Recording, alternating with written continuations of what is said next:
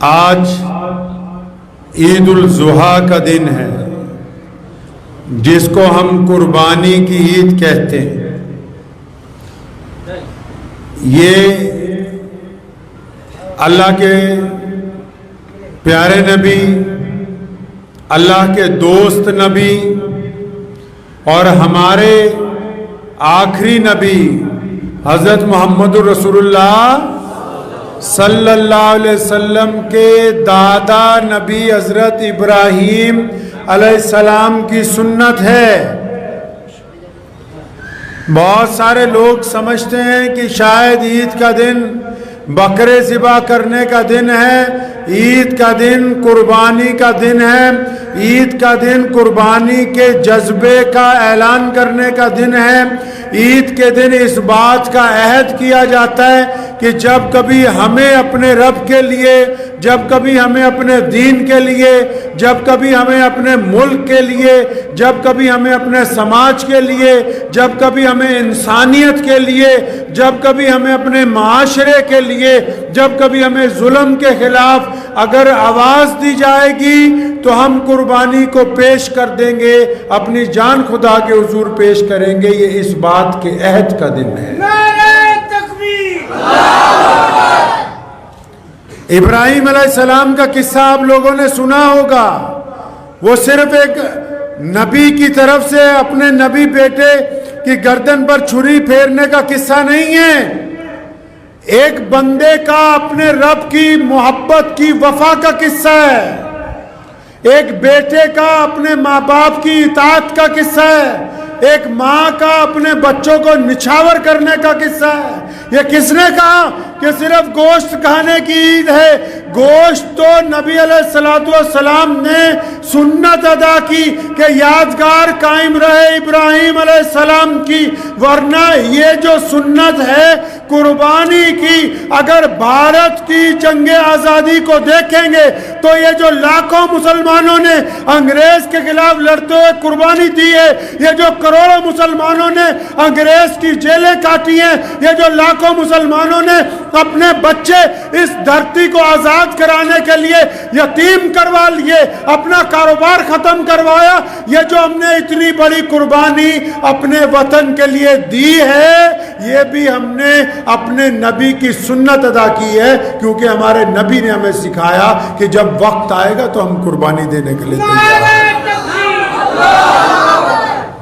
تو آج پھر قربانی کا وقت ہے۔ اب آپ سوچتے ہوں گے کہ بہت سارے لوگوں کے پاس تو پیسے نہیں ہوتے، کیسے قربانی دیں؟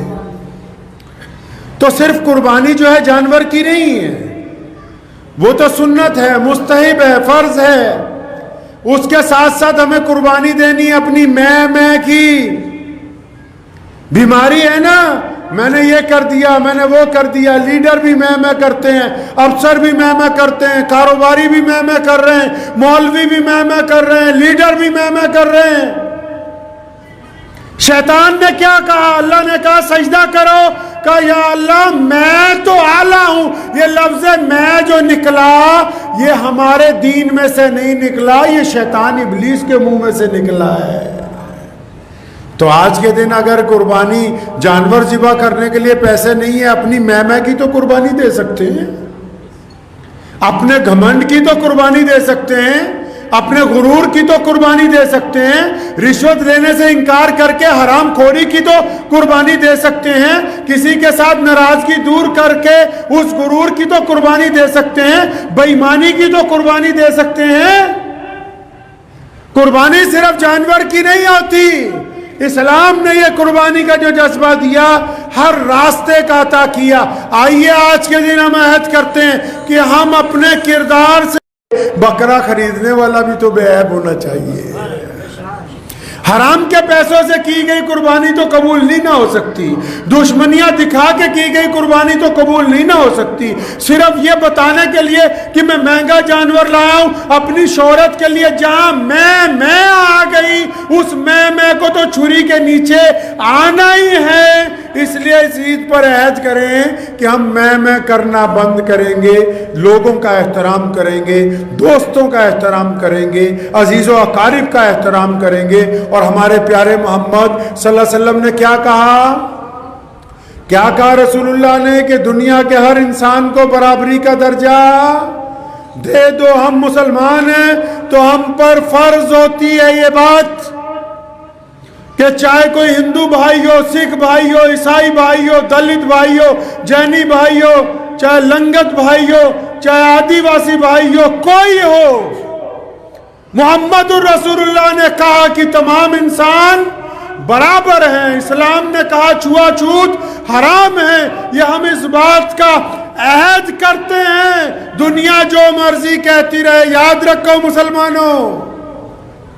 آپ نے سنا ہوگا آج کل ٹرینڈ چلا پوری دنیا میں, اسلام کے خلاف لوگ باتیں کرتے ہیں.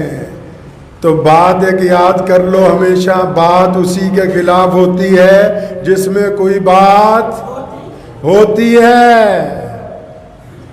اسلام کے خلاف گفتگو کا مطلب یہ ہے کہ یہ دین پوری دنیا میں رفتار پکڑ چکا ہے.